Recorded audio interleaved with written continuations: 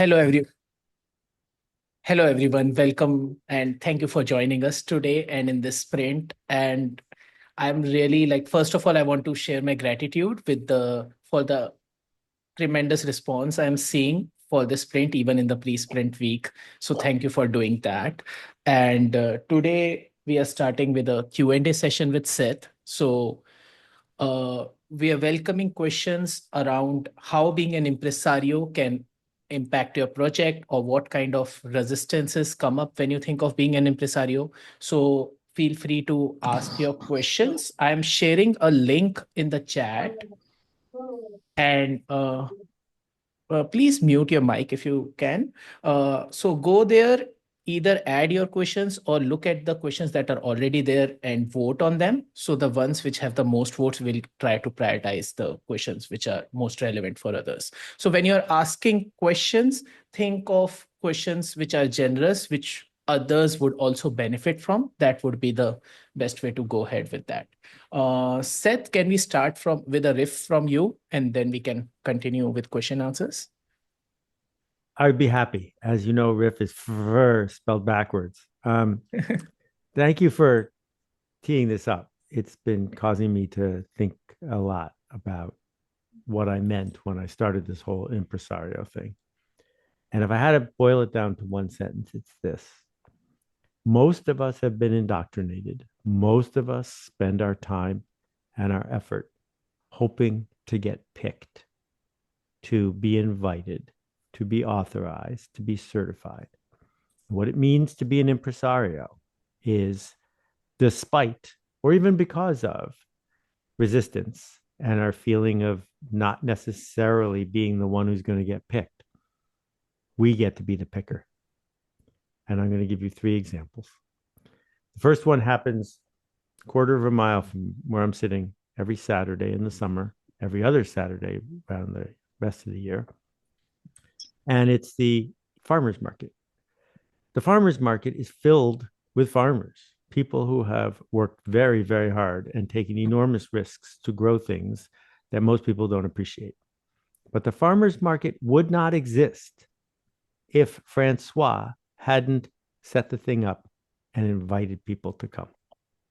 And week after week after week, for over a decade, the farmers market has been there because she showed up and made it happen. Number two, many of you, familiar faces all, few of you speak Portuguese, but here you are in Portuguese in this almanac with 1,900 other co authors.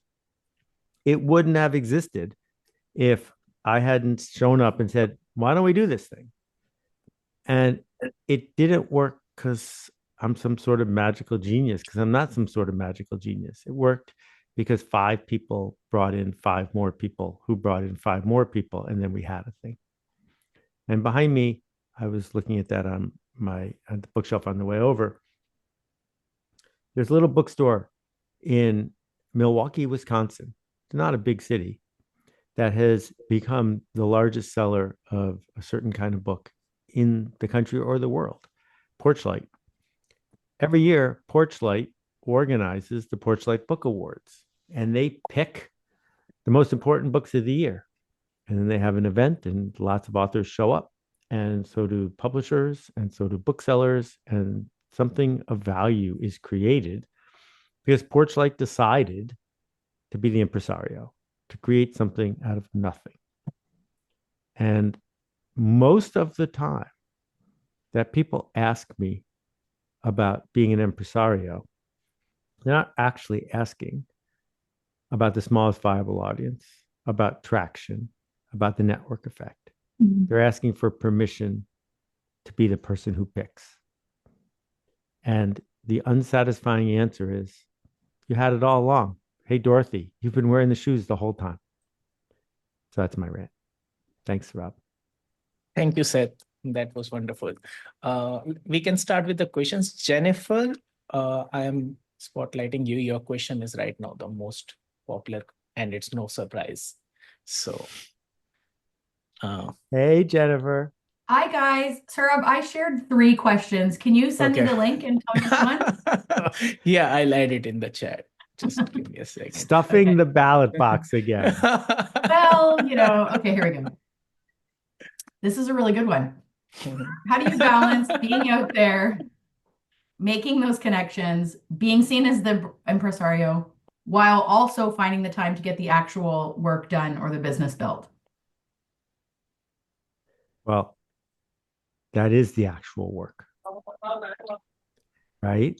That the actual work of starting the farmers market is the two-sided marketplace of I've got 8 farmers who, if the market existed, would come. And now I got to go to the mayor and the city council and say, if you say yes, I got farmers. So I got two sides of people who say, if it happens, I'll be there. After that, figuring out how to put up the tents, you can hire someone to put up the tents. Putting up the tents isn't the work. It's being able to find traction by beginning with the early adopters and then building scaffolding so they stick with it long enough that it gets to the next level. So I did a trivia game about the history of the Academy Awards. It's a long story. And if you research the 1930s for the Academy Awards, they were this little tiny thing. It was a dinner party that 60 people came to. And if they had said, oh, it didn't work, then they never would have become the Academy Awards. It took 20 years of this annual thing to go from a dinner party to, some of the turning points, like when Patty Duke came with a bowling bag and instead of a ball, she had a dog inside. I mean, there were all these moments along the way until it became obvious this is what we all do. But at the beginning, the traction comes by creating the conditions for just enough people to lean into it with possibility. That's the work. Everything else is just a task. Thanks, Seth. Thank you, Seth. How's your daughter doing? Is she good? She's good. She's really good. Thanks for asking. So another of Jennifer's question is quite popular. Oh, no. Can we also run that and then move on? Just give me a second. Yeah. So this one. Yes. Okay. Mhm. I was just trying to be generous with my Yeah. vulnerability here for everyone. Okay. Yeah. Okay. So if we're going to be a digital impresario, so less the farmers market organizer, but more like, I don't know. I think of like Gary Vee, right? Is it more like being a thought leader and a content creator or a curator and an organizer? Can you do it without constantly being seen? Yeah, Like I feel like if you're the farmers market guy, you can be behind the scenes and you're not like your face isn't on the poster for the farmers market, right? I enjoy spending time with Gary, but anytime you're imagining using Gary as a role model, you're probably making a mistake. Okay, I agree. And the reason is because the price he has had to pay his whole life is more than the price you need to pay to do this work. And he has chosen this path because when he went down the path, starting with his dad's liquor store, it was for him, a young man in a hurry, the most direct path. But it came at a pretty high cost. I'm not proposing that at all. And, I show up in public, but I am just as happy, even happier when my work spreads without me showing up in public. I'm not doing this to get people to click. So this weekend I was with someone who's starting a new media company. And I spent some time talking with her about how to decode what she thought was the hard part. She's out there raising money to hire full-time writers to build a media company on Substack. And so the idea will be she'll have 3 or 4 full-time writers. They'll write about their topic and they'll collect enough subscribers that it'll pay off. And I said, why are you starting by raising money to pay the writers? Because there are lots of writers of high status who aren't doing it for the money. Why don't you figure out how to organize those people? And then you don't have to raise nearly as much money. You don't have to give away any of the institution. And when you tell the story of what you're building, you can lead with, I have 3 Pulitzer Prize winners on my editorial board. Why would a Pulitzer Prize winner want to be on your editorial board? Because they don't want to be not asked. Because if the other Pulitzer Prize winners are on the editorial board and they're not, their status goes down.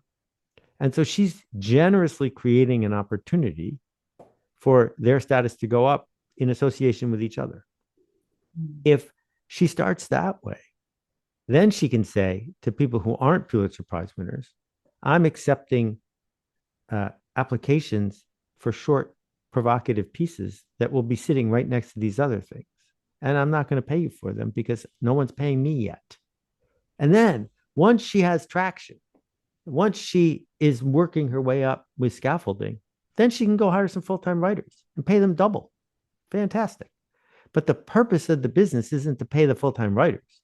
The purpose of the business is to create the conditions for the readers to be glad they're there. Mm-hmm. And the full-time writers are a side effect, right? And if you never hear her name, it will work just as well. If she wants to put her name on it, go for it. She's entitled. But that's not the point. When you hire yourself to do the work, you might be hiring the cheapest, best available person, but you're also doing something that doesn't scale. And you have to decide which of those two things you want to do. Thank you, Seth.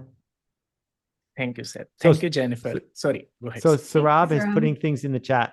Go hit the chat button. You can see the link. If you want to see questions, vote for questions, or you can just say fully present, and I'm just going to answer questions. Okay, Sarab, right. Back to you. Thanks for the hearts, Eve. Gregory, you're up next. Let me add you here. Yeah.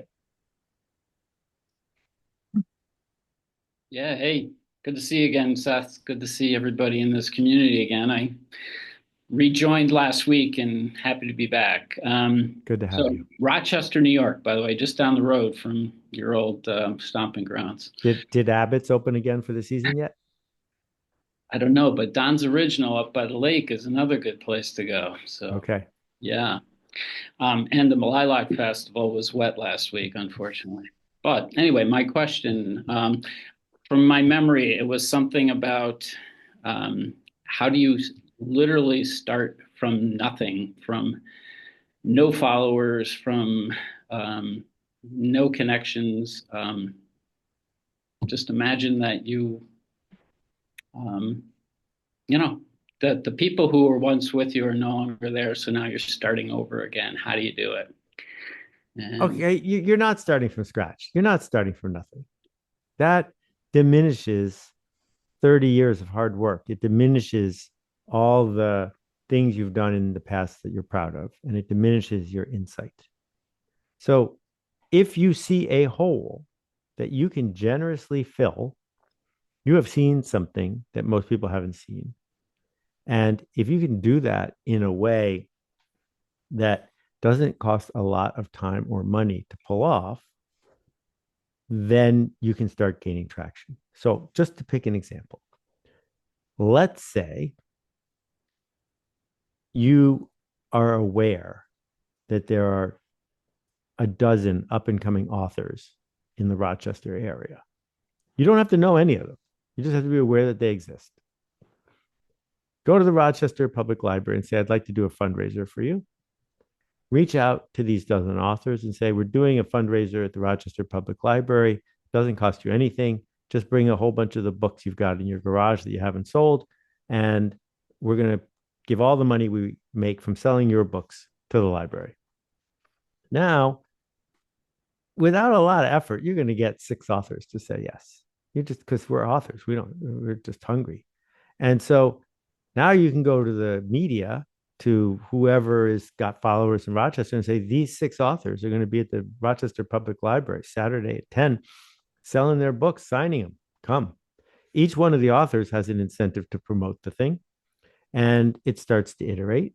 And I'm guessing you'll raise $85 for the library because people hate to buy books. But now you've done this thing and it worked by every measure.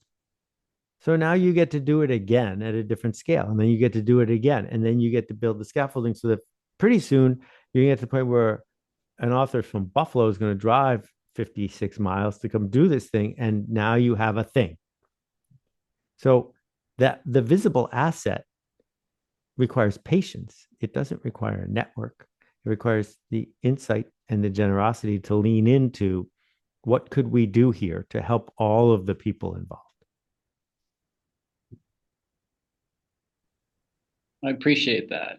And oddly enough, I've been contemplating my first go in public at the public library where I'm at right Fantastic. now. That's Thanks. great. Thanks, Gregory. Thank you, Gregory. Yulia, you are up next. Spotlighting you. Hi, Yulia. Hello, hi Seth, and hi everyone, and thank you for your generosity. I fear my question might have been answered by your rant, your starting rant, but let's give it a try. Question is, what's the most common misconception about being an impresario? Does it have to do with permission? Yeah, I think it has to do with self-permission. It has to do with the fact that other people are impresarios. What does it take to start a record label? Well, to start a record label in 1968, it helped if you were in the mafia or organized crime. To start a record label in 1995, it helped if you inherited a lot of money and were okay to have half of it left over when you were done.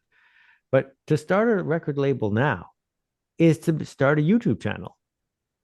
The end, right? If you have a YouTube channel and you find someone, it's little known fact, half of the tracks on Spotify have never been listened to even once.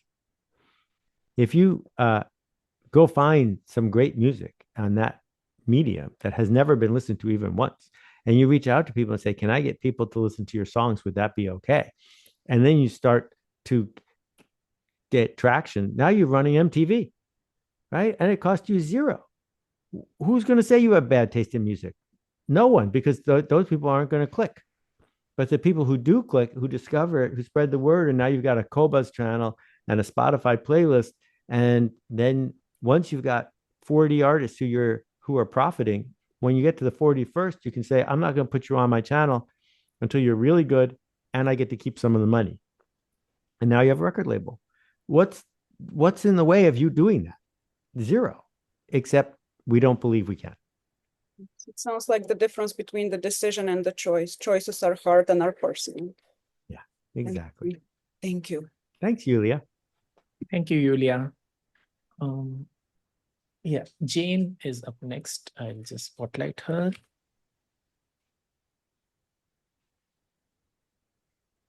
Hello, Jane. Hi, Jane. Hello. Hi, Seth. Hi, Sarah.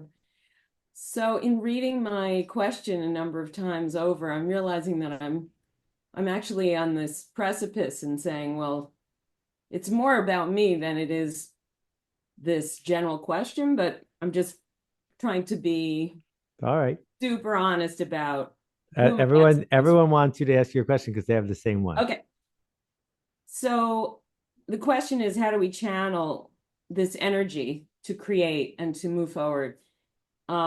So that we inspire others, so that they create, they join, they make their own ruckus, instead of just watching. Because I think it's the watching sometimes that pulls me back and say, oh, do I give myself permission or not? And my work is to give myself permission, do that work. So I stop hesitating, so I get out there and do it. And not worry about the outcome right now. So let me try to be a little more specific if I could. Do you have a day job, or are you a freelancer, a soloist? I'm no longer in the workforce. I am in the producing value force. Okay, works for me. When you were in the workforce, would you have been fired if you had started a weekly book club at work over lunch? Not at all. Yeah, but you didn't. No one does. And that gets at the heart of what I'm talking about. That the risk, the cost, the overhead, the downsides of inviting 4 people to read a useful book every week and meet on Fridays to talk about it over lunch is, I hope we can all agree, 0. But we don't do it. And when you go out in the productive force that you're in now, there isn't peer pressure to go build something like this, if you work at the right kind of organization, that peer pressure pushes you to do it and catch up. When you're on your own, it's really frightening. And so one way that the Wiley resistance deals with this is it says, if I don't build something as big as the Cannes Film Festival, I'm a failure. And all I'm proposing you to do is start with a book club for 4 entrepreneurs in town. You know you can do that. So once you do that, doors begin to open. We become what we do. We don't do what we become. And so if you want to be this kind of impresario, do it by the end of today at the smallest viable level. And if adults are too scary, do it for 6-year-olds, right? Don't do anything creepy, but show up at the playground with some mom or dad and organize a new game around the swing sets. And it's so thrilling when it works. You're going to want to do it again. Thank you so much. So clear. Thanks, Jane. Thank you, Jane. I don't think it was just for you.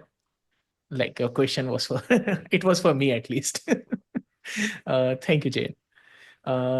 Next up is CT. CT, I'll just spotlight you. Give me a second. Here you go. Hey. Hi, CT. Hi. So I'm just wondering if you're an entrepreneur, by default, you are also impresario. I mean, since you hire people, you convince them, you pay or you don't. But there are some projects and they should be done with them. Value for each party. Is it similar or? It's definitely similar. Why did I bother giving this a new name? I bothered giving it a name because entrepreneurs usually thrive by exploiting scarcity and by using other people's money to acquire assets that enable other people who work for them to do tasks that make them enough money that they can do it again. And so the act of starting Microsoft or starting Starbucks, these are entrepreneurial acts. Whereas the act of organizing the Porchlight Book Awards or other kinds of impresario things, the word comes from the Italian when they started launching opera performances, it is more about creating a cohesive whole in which all the participants benefit and do it again. So is there a side of Microsoft that's like that? Of course.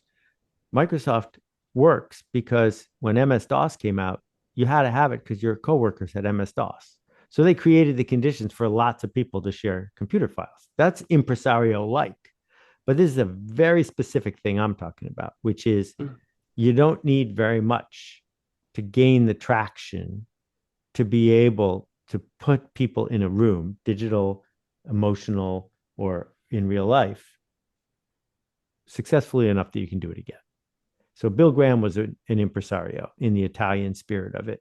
And the only reason you've heard of Jefferson Airplane, the Grateful Dead, and dozens of other bands is because Bill created a system where that kind of music could go to those kinds of listeners.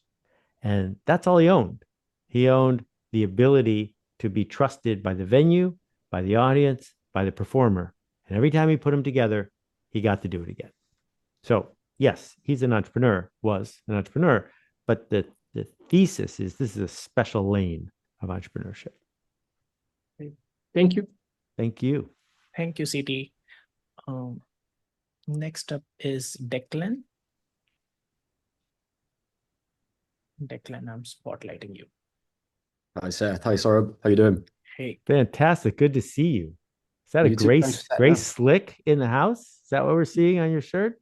Grace Jones. Grace Jones, Grace Slick. I knew it was a Grace. My brain is definitely not working. I was just saying Jefferson Airplane. I apologize. Yes, go ahead.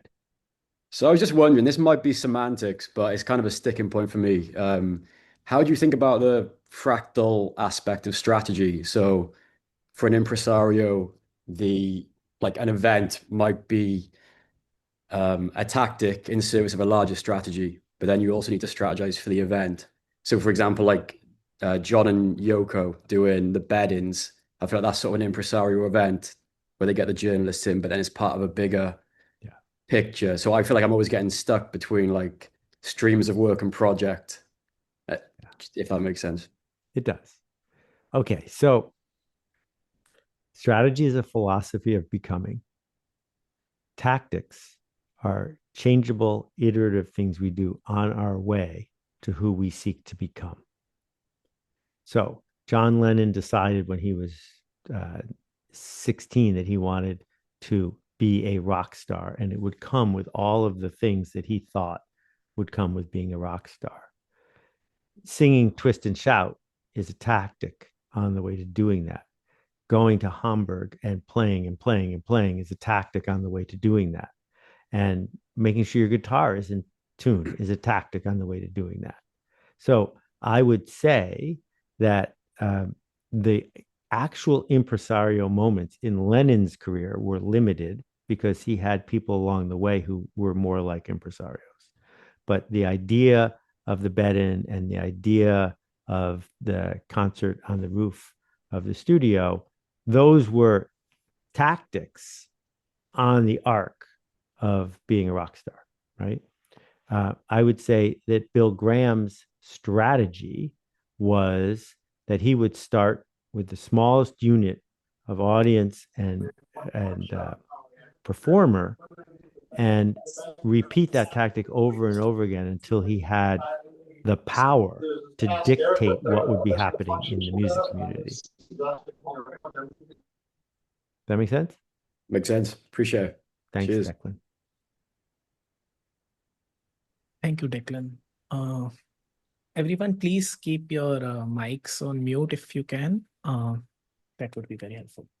Jessica, you're up next. Hi, Sai. Hi, Jessica. Hi, everyone. So my questions are, what's a helpful way to think about the paradigm shift and the change from the edges? Okay, so paradigm shift is an easy trap to fall into. We don't see actual paradigm shifts very often. Paradigm shift is when the fundamental structure of the universe changes and all the ways we used to make decisions don't resonate. So Niels Bohr's work on quantum mechanics led to a paradigm shift for every physicist because suddenly the very nature of physics was different. The internet leads to a paradigm shift for anybody who touches media because suddenly the scarcity abundance thing is turned upside down. I feel like most of the people on this call, including and especially me, are in this paradigm and we don't have to worry about it shifting because we're not doing anything at the scale of Google watching their entire business crater because AI is a paradigm shift at their core business. What we have, though, in AI, for example, is a superpowered tactic that will enable us to get this work done. And in terms of starting with the edges are the early adopters. The edges are people who give you the benefit of the doubt, who are inclined to say yes. And it's super easy when you walk into a room to figure out who the early adopters are. They give themselves away constantly. And we just need to shun the non-believers. We just need to say, I'll get to you later. I'll see you next year or 5 years from now. I'm going to start with these people because they're enrolled in the journey. Does that make sense? Yep. Yeah. Thank you. Thanks, Jessica. Yeah, go ahead. Yeah. So I maybe I should refine my question.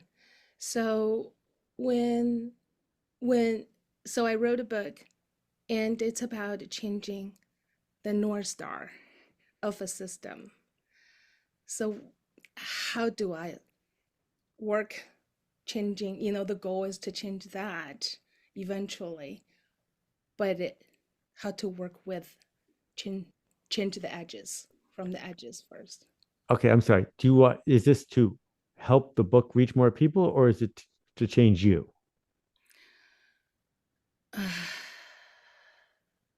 That's a good question. yeah, maybe to change me. And I'm assuming you've read your book. Yeah. Did it help?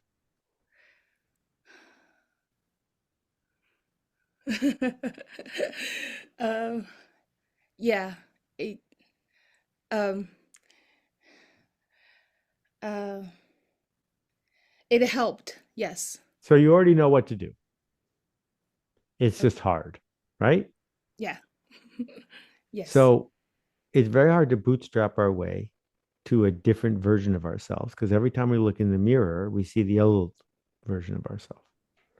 And that's one of the powers of purple is there are 77 people on this call, 76 of them who are eager to be peer coach with you, to hold each other responsible, to say our version of the noise in our head to one other person and have them call us out on it.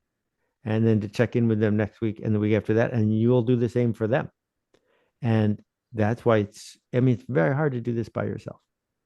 Being part of a cohort of any size, being part of a community of any size, being in a scene changes how you behave. If we're going to go continue with our magical mystery tour, Bill Graham riff here, the people who were on the hate in 1967 in San Francisco, they changed. And if they'd been living in Iowa, they wouldn't have changed. They changed because of who they were with and who they were living with and who they were sleeping with. You need to go find those people. And they're here on this call. And just tell them what you're looking for, and they'll find you and you'll find them. Okay. Thank you. Thank you. Thank you, Jessica. Cindy, you are up next. I'll highlight you. Hello, Cindy. Hi, Seth. Okay, I'll just go straight into it. Even though I feel my question is almost redundant now because honestly, not redundant. Don't worry about it. You've answered. Okay. All right. As an impresario, how can I craft a focused and compelling topic that resonates deeply with the audience I'm trying to engage with? Which audience? Is it the people you're putting on stage or the people who you're putting in the room or both? The people I'm putting in, actually, it's both. Yes. Oh my God, that's amazing. That's a very insightful question. Oh no, that's awesome. Yes, it's actually both. Okay, so which one do you have to start with? I'm looking to start with, I think the audience is actually maybe a little bit easier-ish, maybe not. Let's say those I'm putting on stage. Okay, well, what do the people you're putting on stage want? They are looking to be associated actually with the work that I'm doing. And now this is where it links back to what Jessica said that you answered, but it's like they're right, they're on stage, they're not fully, they want to be associated, but do not fully see, I think, is what it is. They just know it's something good. I'm saying they don't fully know because they're not giving the feedback like you mentioned. They're just following, or I do this. They're almost just tell me what to do and I'll do it. Right. So what do they want? Right.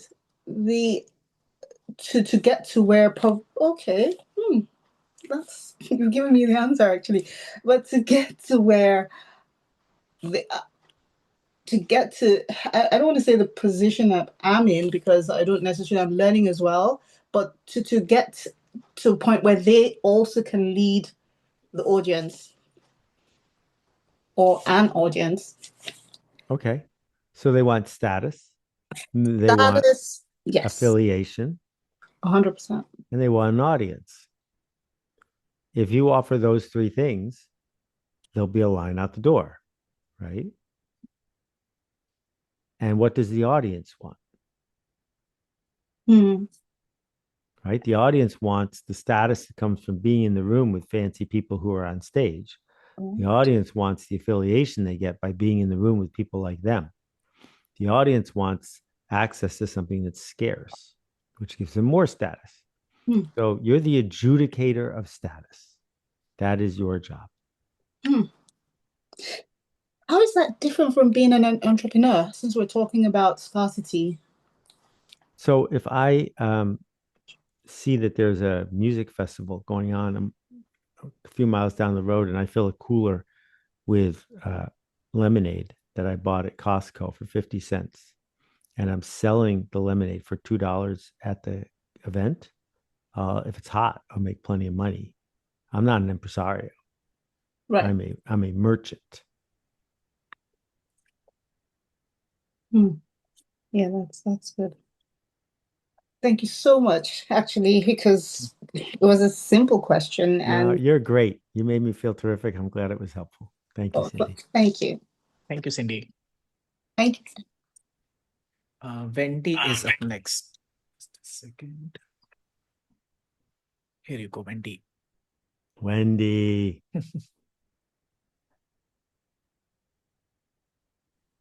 Hey, Seth. So my question is around burnout. As an impresario that shows up day after day, and I know that I've talked to you a little bit about the dip, more than a lot, I think. But as we go through those dips in our business, how do you maintain your energy and prevent burnout? Love this question. So most days, do you have lunch? Brief, yes. Are you burned out on lunch? Or every day when lunch rolls around, it's like, oh, let's have lunch. Let's have lunch. Yeah, we don't get burned out about lunch. Why do we get burned out about this? We get burned out about this because we're exercising psychic energy. And that psychic energy is about stress. And that stress is about wanting two things at the same time. We want to succeed and we want to run away. We want to be seen and we want to hide. We want to make a difference, but we'd rather some days just chill. Because failing, or waiting is enervating because we also want to succeed. And so two things are happening at the same time that feel incompatible. And that's what burnout is. Burnout isn't that we keep doing the work, because that's lunch. Burnout is having to live with these two things that are present and incompatible. And so for me, the solution begins with Ben and Roz's idea of don't take yourself so damn seriously. And realizing that you can sing this song and be happy you're doing so, because the alternative is you could be a coal miner. This is better than that. The second thing is to keep coming back to the generosity of the thing. That everyone who has ever won an Academy Award is glad those guys stuck it out in the 1930s. That when the people at Porchlight picked one of my books and I won the book of the year, I was glad because it was good for my status. It made me feel affiliated. They had put in the work and I got the feeling. But when they were starting and no one would come to their event and no one cared about the award, that was hard for them. But if you keep coming back to, but this is going to get something for other people, now you feel more like a lifeguard. Now you feel more generous. It's not about you. It's about how do I create the conditions for other people. Thank you. It's a pleasure. Thank you for being part of this community and for how many people you've inspired day after day. Thank you. Thank you, Wendy. The next question is from Pete, but he has asked me to ask the question. So this time I'll be in the spotlight. And I think it's a very relevant question. So he's like, he has had a lot of positive feedback on ideas and plans. Getting participants has proven elusive. Are there tips for getting someone from talking to walking? Yeah. Most of the time when people are giving you this sort of positive feedback, they're doing two things. One, they're being nice because they're kind people. And two, they're getting themselves off the hook so they don't have to take a risk. Because if you say to someone, that's a bad idea, now the person is hurt and they're going to try to persuade you to change your mind. If you say to someone, that's a great idea, but I can't make it this week, you're off the hook. So when impresarios do their work, we always, whether we want to or not, create tension. We create tension because if these awards take off and you don't get nominated, you feel bad. I caused that because I invented the Academy Awards, right? If the Academy Awards take off and your partner doesn't get a seat in the auditorium because the auditorium is infinitely sized, I caused the challenge between the two of you. I am in the status adjudication business, which means I am the creator of stress, of exclusion, of all of these challenges that will arise because I showed up. So tension is essential because you can't, as I've said, shoot a rubber band across the room without pulling it backwards first. And so when you pitch something as an impresario, it's, hey, there are 20 people who are going to be in my first version. I got 6. You coming or not? You got to let me know by tomorrow. Coming or not? And I'm sorry if that question makes you uncomfortable, but it's just physics. You coming or not? And the Solvay conference, which is one of my favorite impresario stories, it's 1927, 29 people are there. 17 of them win the Nobel Prize in physics. And they didn't get invited because they won the Nobel Prize. They actually almost all won the Nobel Prize after the conference. Well, if you run a conference like that, do you think the next one's going to be very hard to get people to come? So I'm the adjudicator of status. And I'm sorry if that makes you a little bit uncomfortable, but I'm creating value. You in or out? Here we go. Can I ask a follow-up on this, Seth? You're in charge, Sarab. I just work. How do we embrace this posture that we are the educator of status here? How do we handle that?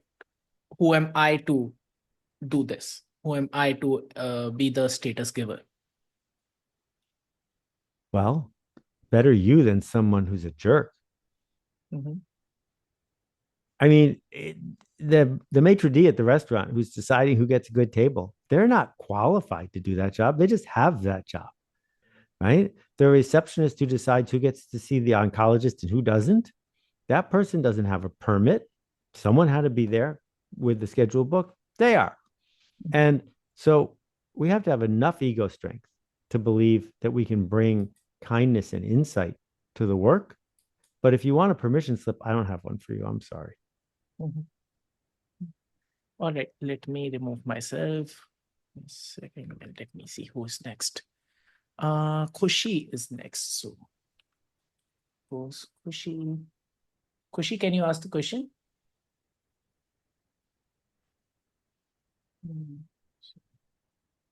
Hi. Hi. Hi, Seth. How are you? Great to see you.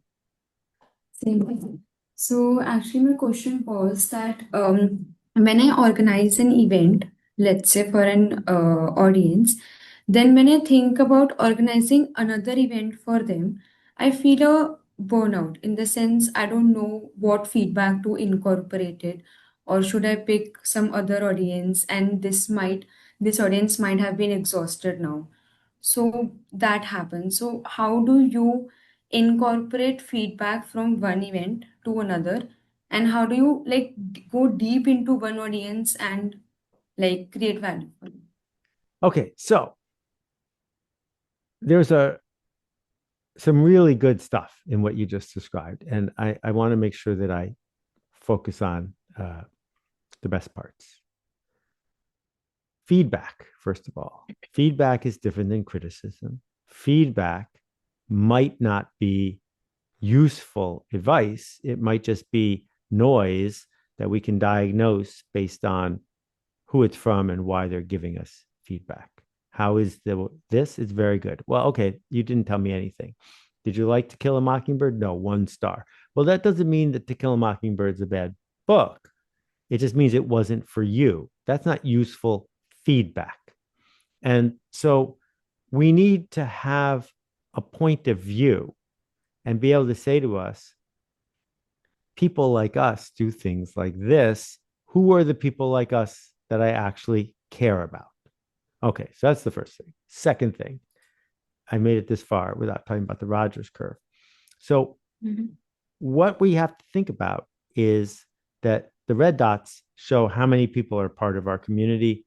The black shows Rogers adoption curve. The people who show up at first like things that are new. They like you. They like doing something that might not work. They like being with other people, doing something that might not work. If that is who you are starting with and they don't want to come back, it's because the next time you're doing it, it's not new anymore. The next time you're doing it, it's again. And so there's this hard work to do of building scaffolding so that we can stick with the people who like new long enough that they attract guy number 3. And it's guy number 3 who helps us turn the whole thing around. So for people here who don't understand the guy number 3 riff, I might have it right here. So this guy is a little stoned. He's at a rock concert and he's dancing by himself. Then the guy in the green shirt comes. I've edited this, but they could have been doing it all day. But it's guy number 3 that changes everything. Because once guy number 3 is there, it feels safe to join. The interesting thing about this video is it's shot from multiple angles, which means that when this was going on, there were all these people at the music festival. This was early days of smartphones, who decided something extraordinary was happening and they wanted to record it. So if your goal is to build something like the Academy Awards, you have to bore yourself by doing it over and over and over again, sticking with it, providing scaffolding until guy number 3 shows up, and then not letting guy number 3 leave until guy number 4 gets there, and then you're on. Then it looks like an overnight success. On the other hand, if you want to do something like my book career, I keep writing books for people who like new edge stuff. I don't keep repeating myself over and over again because my goal isn't to sell 40 million books. My goal is to write books for you. And that's enough for me. But there are 2 paths here. And if your goal is to make things for people who like new stuff, make things for people who like new stuff. And if your goal is to get across the chasm, you got to bore yourself first. Got it. Thank you so much. Thank you. Thank you, Kushi. I just want to say, I'm Yes. really pleased at how this is going in real time. These are great questions. And I just happen to have all the right slides here. I didn't look at any of the questions in advance. It's just been, sometimes it works, you know? Yeah. I was like, how is this magically just the video comes? You're like, have you got the neural implant already? Okay, Matt has a question, short question, but I think a very pointed question. I don't know if Matt, are you available? Okay, his question is, what if no one shows up? That no one knows that no one showed up. That's it. Fine. I'm sorry. Don't put a big deposit down on the theater because that would suck. But the goal of the minimum viable audience is sometimes it's 0. But when it's 0, you just get to do it again tomorrow differently because you learned something. Now, that's a little bit of a flip answer, but let me tell you how I dealt with it once. Where is it? Sometimes I have it right here. Sometimes I don't. We jinxed it, Seth. No, it's okay because it's physical. I can't just press a button and have it appear. All right. Well, I'm not going to unplug myself. I'm just going to describe it to you. My book career was non-existent. I had failed and failed and failed and failed and failed and failed. And I was living in the law school dorm. And I came up with this idea to do a directory of law firms for law students who were looking for a job. And I'm not going to explain the whole mechanics of it. It's fascinating, maybe at another time. But I knew that when I went to the law firms and said it's $2,000, $3,000 to be in my book, the only question they would ask is who else is in it? Because the mindset of the law firms was they were all guy number 3. Guy number 1 and guy number 2. There were no early adopters in the community of giant law firms. 0. So how was I going to answer who else is in the book? And it was daring, but I had nothing to lose. So I just picked the 8 biggest firms and put them in the book for free. And I didn't ask them. I just put them in the book for free. It's a book. I can put anyone I want in my book. So then I wrote a letter, FedExed it to 100 firms in New York City. And I said, these 8 firms are already going to be in the book. If you want to be in the book, it's $2,000. And in the next 4 days, I got 30 checks by Federal Express for $2,000 each. I was 26 years old. No one had ever heard of me. So it's not because I said I'm this well-known author, because I wasn't. And they needed to be in the book if the other 8 firms were in the book. So that's how you make sure that someone comes, is you figure out how to make it so it's not up to them whether they come or not. Thank you, Seth. Nikki, you're up next. Nikki's camera is not working, so she'll just ask on audio.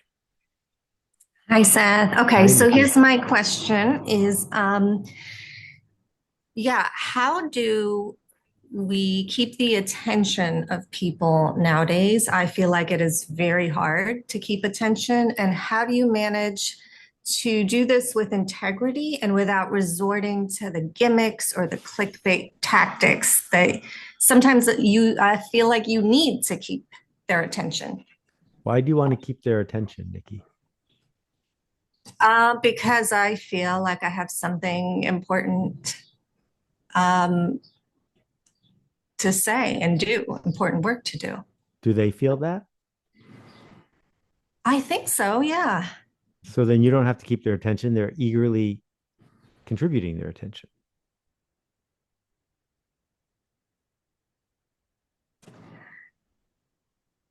Yes, I guess I would like to believe that is true. But So like, yeah. why I have this precious resource, I get it recharged every day, but I can't have more of it no matter how hard I want. There's 17, 18 hours, that's all I get, right? Why would I spend it on you? If it's actually the most important thing to me, you don't have to do anything. I'm going to do it. I'm going to be like the National Enquirer chasing down Jennifer Aniston. There's nothing more important than me taking a picture of Jennifer Aniston today, because she's doing something that will raise my status, my profit, my affiliation if I can get a picture of it. So Jennifer Aniston doesn't have to spend a lot of time getting people's attention. She just lives a life based on her head start that keeps the cycle flowing.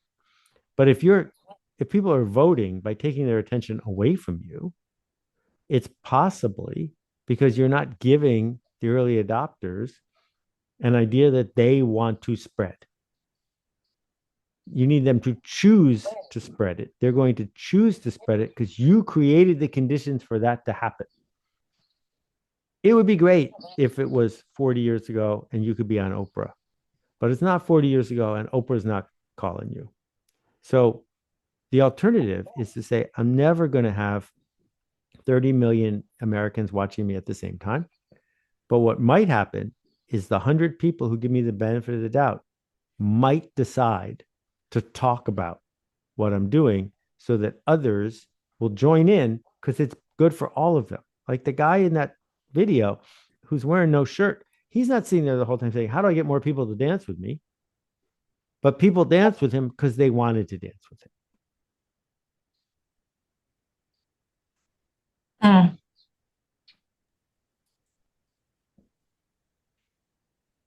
All right. Yeah. Thank you for that. Thank you. I'm still processing. I get but it. thank It you. was deliberately obtuse, but I think if you sit with it, you'll understand what I'm getting at. Thank you, Nikki. Seth, we can do two more questions. I think we got time for one more. Let's go. All right. Michael, you're up next. Okay. Hi, Seth. Good to see Hi, you. Michael. So my question relates to a digital space, getting people to, and there's this tension. There's always this tension with me about when I start these things or carry them forward, as I've done with Monday morning meetups, which was born a long time ago by someone else, and I've carried it forward.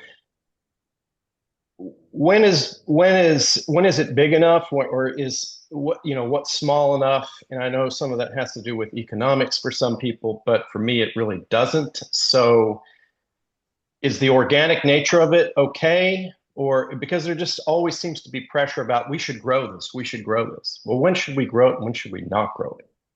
Because maybe the smallness of it is actually what is so valuable. Right. I mean, I think you've already answered your question, right? That why is it somebody else's job to decide how big what you're doing should be?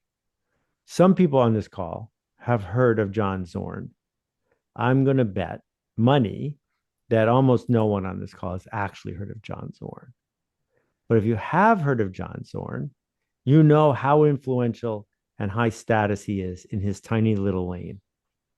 And if John sacrificed all that to play with the Rolling Stones on their farewell tour, he would have more scale and he would stop being John Zorn.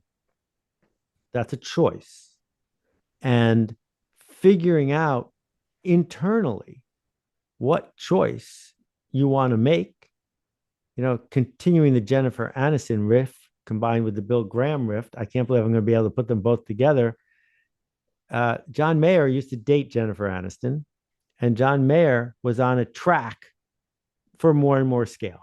He was on track to be the Taylor Swift of his gender and generation. He was in People magazine all the time. He was living a certain life. And he spent a full month thinking really hard about who he wanted to be when he looked in the mirror. And that's why he's part of the Grateful Dead now, because he's not famous as part of the Grateful Dead. He's happy as part of the Grateful Dead. So that is the choice we have the luxury to make, because once you put a roof over your head, you have to make some choices about how much is enough. And we'll close with that famous joke, which is, what do you have that a billionaire can never have? And the answer is enough. That's good. Thank you so much. Thank you. Thank you, Michael. Thank you, Seth, for doing this. This has been just What a wonderful. treat. Yes. I've missed doing it. So what we're going to do is we're going to put the recording in Purple. And if any of you know people who you think would benefit from it, it's going to be okay with us if you share it. And even more okay if you want to invite them to Purple. We're trying to keep the scale of it just right and the energy of it just right. But if the right people come for the right reason, we'd love to have them. Saurabh, thank you as always for putting this whole thing together. It's only going to work if you do the work, folks. That's why we're doing this workshop, because each of you can support the other in making this thing happen. Thank you so much. Thank you so much, Seth. Thank you so much, everyone. See you. Don't make a ruckus, everybody. We'll see you. Thank you. Bye-bye. Thank you. Thank you.